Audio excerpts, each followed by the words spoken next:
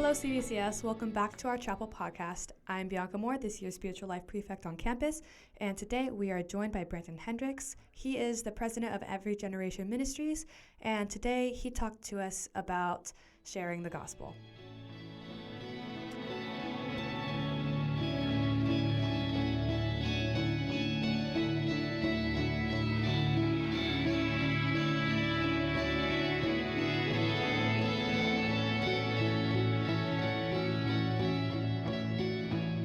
It is awesome to be here with you. It's always a privilege. I love being here at CVCS. And today, I get the incredible privilege of talking to you about sharing the gospel. Jumping right in. It's interesting because most Christians, a recent study said over 80% of Christians believe that sharing the gospel is necessary, is imperative even for Christians. But way less actually do it. In fact, 60% of Christians say they've never shared the gospel with anyone. So why is that? The first half of each of the gospels, Jesus actually is telling everybody, don't tell anyone who I am. He heals someone, he's like, don't tell anyone. So my hypothesis is maybe most of us have just only read the first half of Matthew, Mark, Luke, and John. And we're like, okay, Jesus, got it. I won't tell anybody.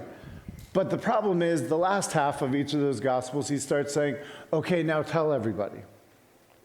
But somehow we missed that part. In fact, there's a quote that I've seen over and over again. It's attributed to St. Francis of Assisi, where he says, preach the gospel at all times, when necessary, use words. And I think people like this quote a lot because it confirms what they want to believe, which is sharing the gospel is just about being good. It's just like, if I'm living it out, then, it's fine. I'm preaching the gospel. There's two problems, though, with this quote. First problem, he never said it. It is not his quote at all. Someone said it once, and then someone else quoted that person having said that he said it, and on it goes until eventually it's just accepted that he said this. The reality is it's in none of his writings at all. And he wouldn't have said it because he believed really strongly in preaching the word of God. The second problem with this quote is it's completely unbiblical. What the Bible actually says is recorded as Jesus' last words in the book of Matthew, where in Matthew chapter 28, he says, all authority in heaven and on earth has been given to me. Go therefore and make disciples. Not go therefore and live as a good person. Make disciples of all nations, baptizing them in the name of the Father, the Son, and the Holy Spirit, teaching them to observe all I have commanded you, and behold, I am with you always to the end of the age. So he said, make disciples. He said, teach those disciples. He said, they have to actually do things as disciples. It's not just about like living a good life, and that's preaching the gospel. So I want to talk for a moment about what is the gospel. What does the gospel actually mean? In Greek, the word gospel is actually two words put together. The first word is eu, which in English means that's really gross. But in Greek means good. So evangelion. Evangelion, when you put it together, means good news.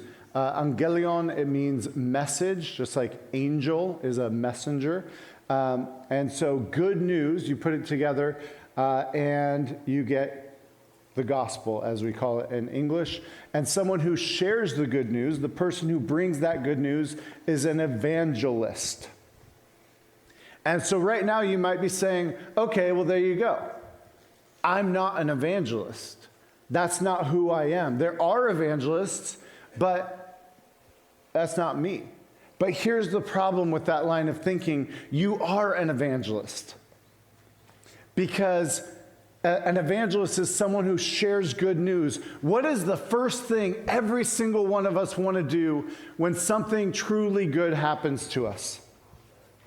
Huh?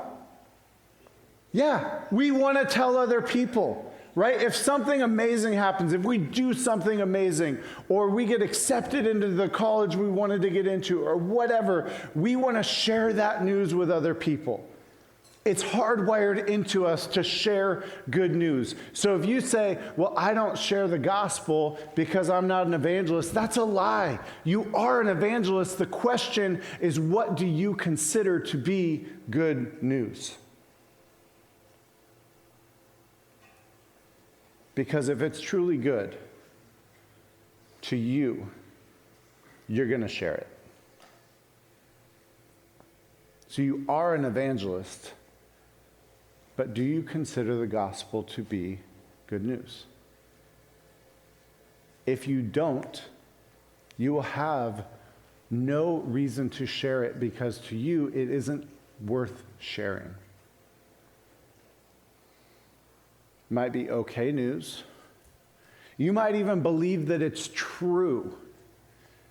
But there's a lot of things you believe to be true that you don't go around sharing because it's just true, it's not good.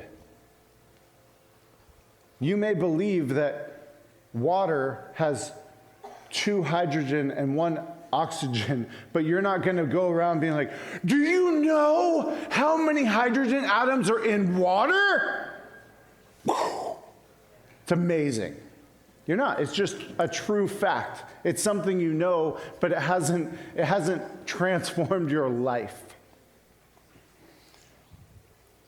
In Ephesians 3, chapter 3, verses 16 through 19,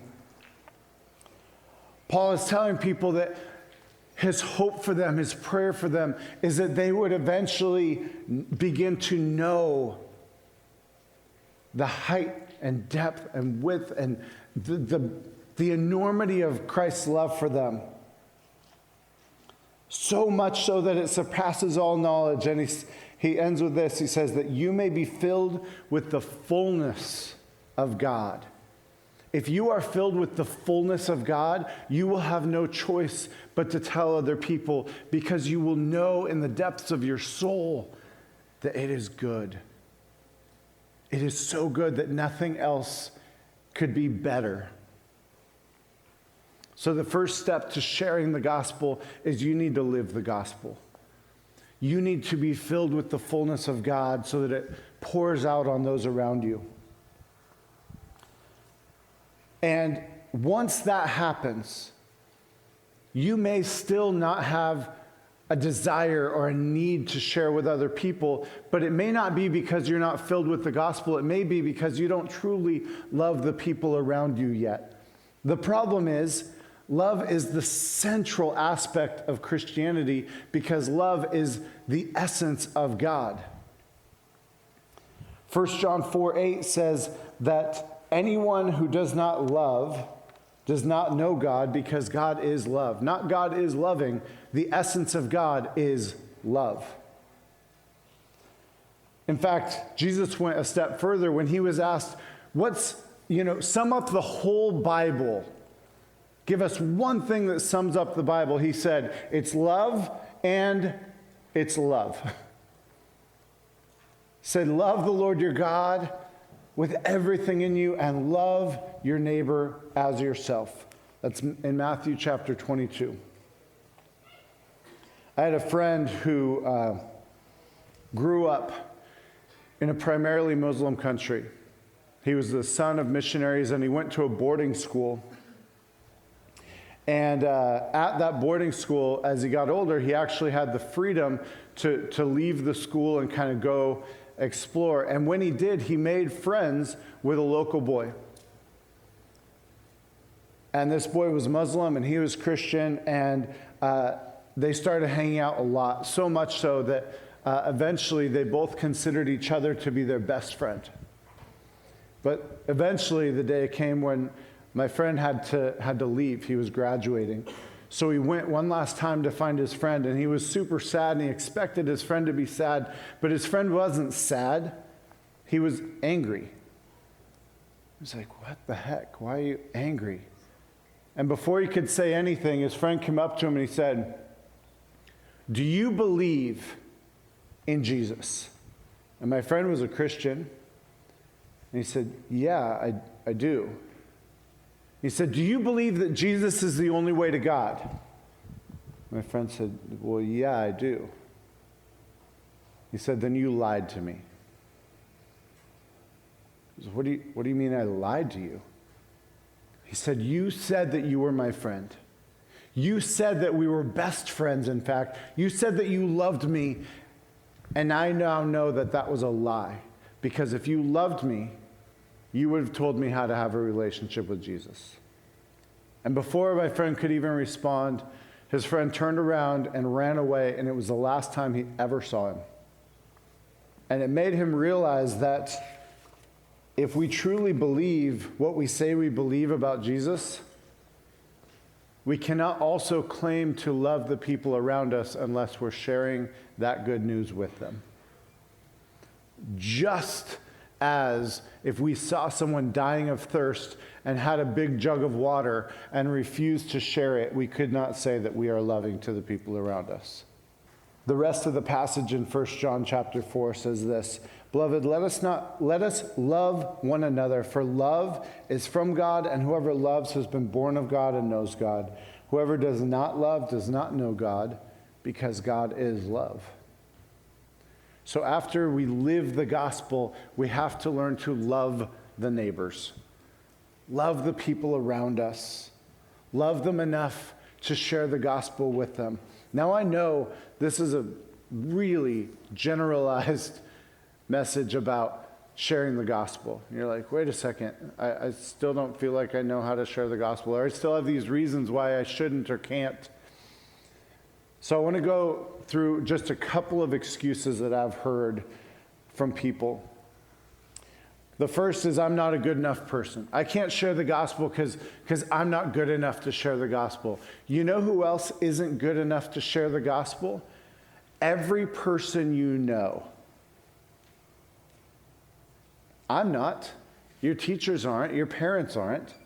Nobody is good enough to share the gospel without also putting themselves in the place of needing the gospel. That's the whole point. You're not saying to someone, hey, you need Jesus. I don't need Jesus because I'm perfect without him, but you do. You're saying, hey, we need Jesus. We are both perishing without him. Let's find Jesus together. Let's go to Jesus together. You don't have to be good enough. You just have to be willing. The second excuse I've heard is, I don't know enough. That's great, because knowledge puffs up.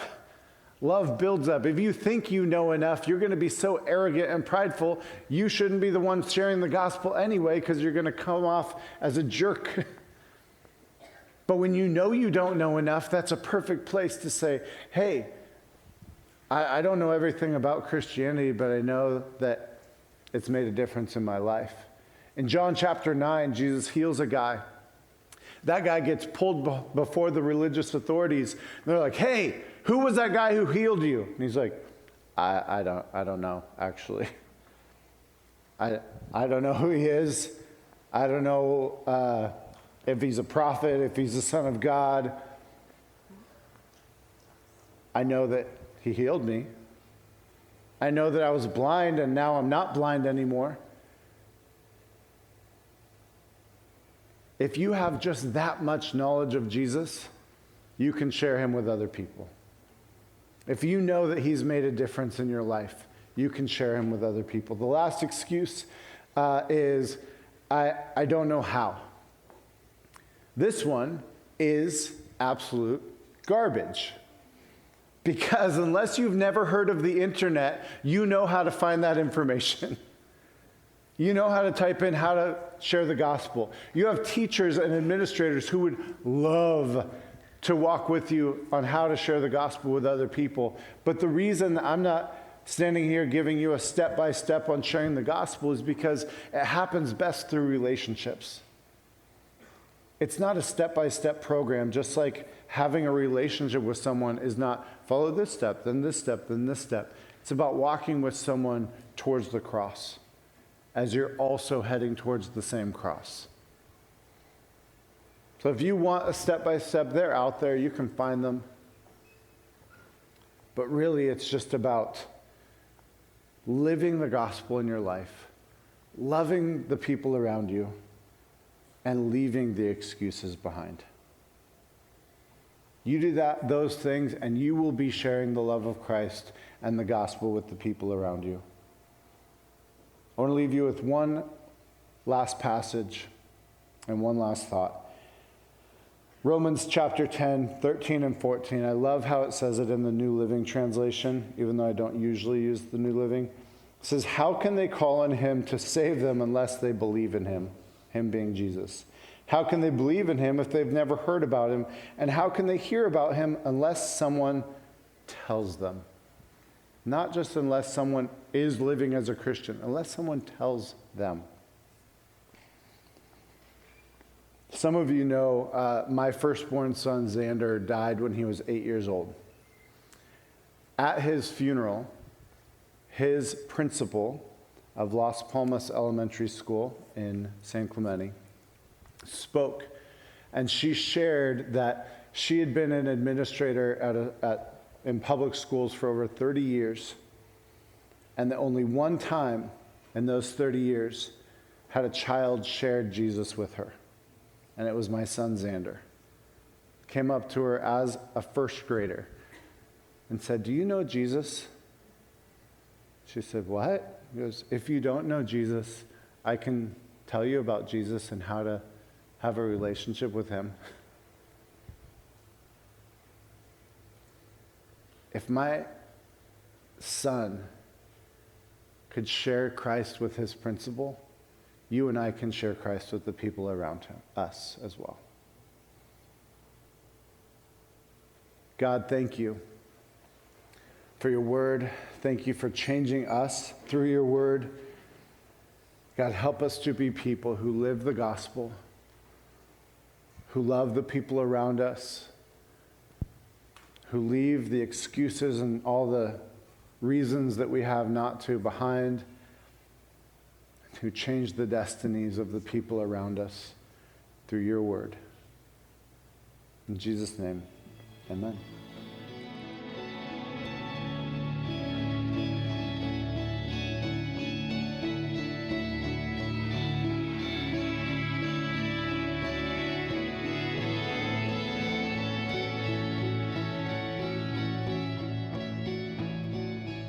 Thank you so much for that message. Now to start, tell us a little bit more about yourself.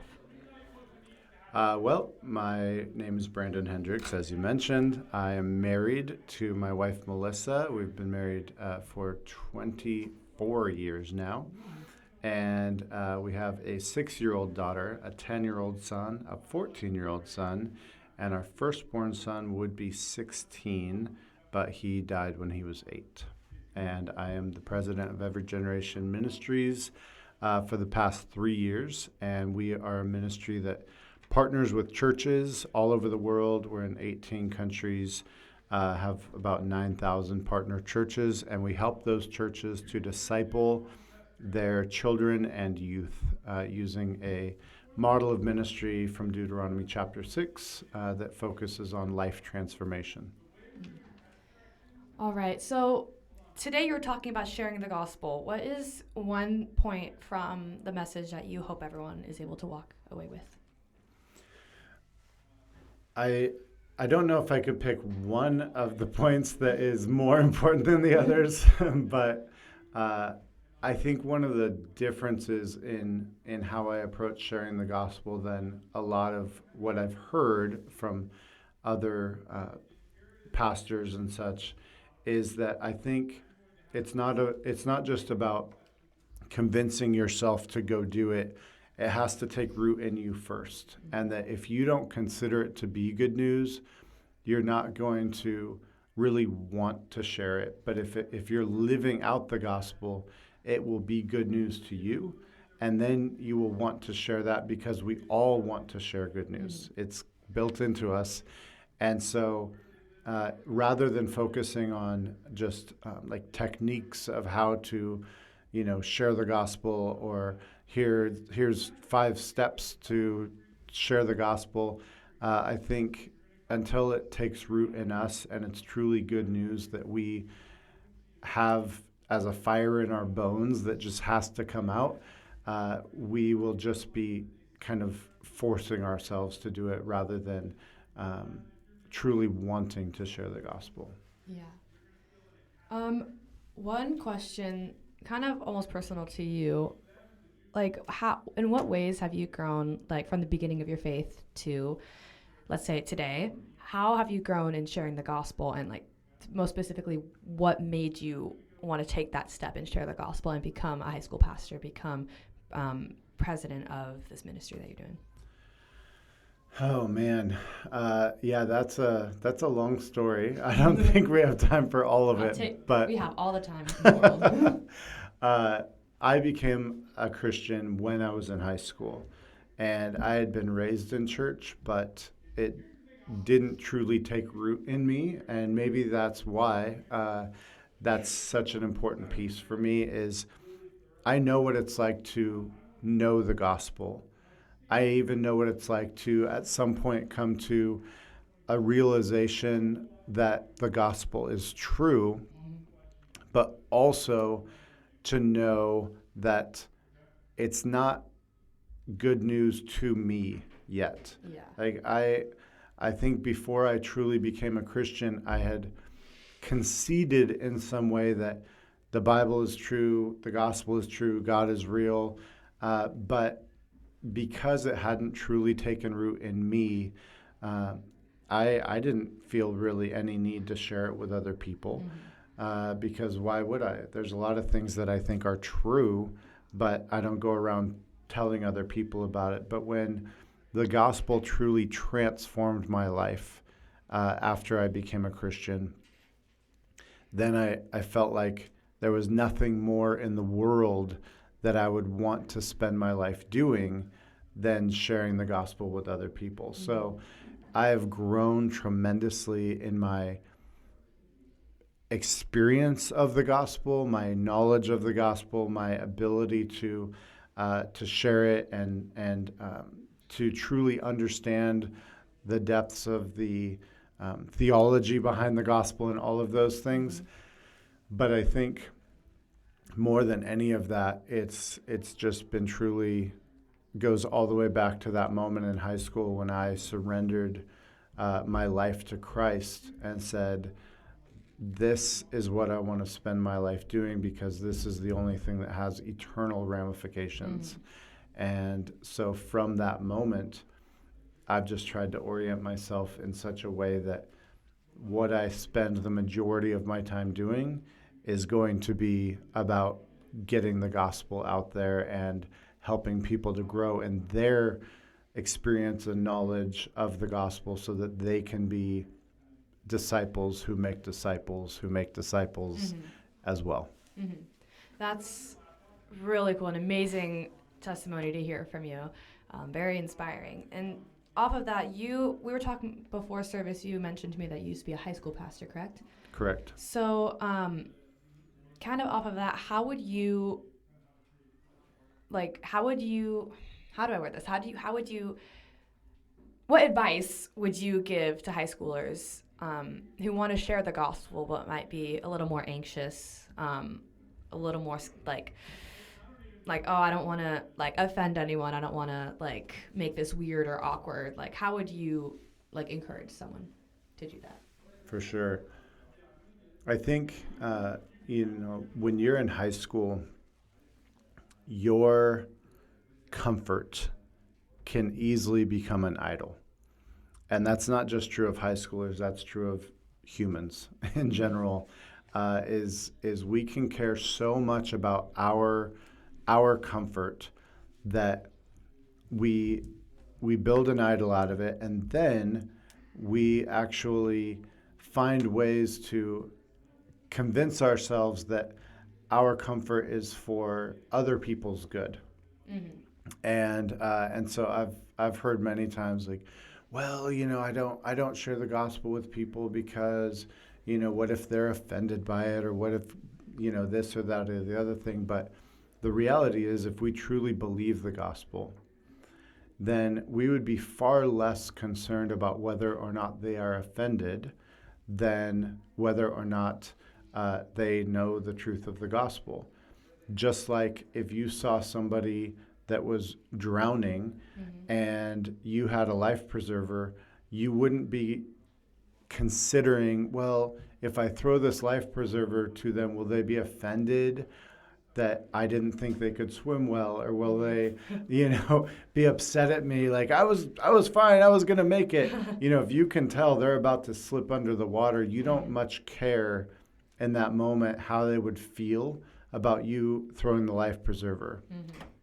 And in the same way, they may reject it. They may cuss you out and flip you off and slip under the water, but it would be way better to do everything you can to save them, even if they choose not to be saved, than to, because of your own idol of comfort and projecting that on other people and saying, well, they may not like it, that's why I'm not doing this, when in reality it's mostly about you being uncomfortable with it.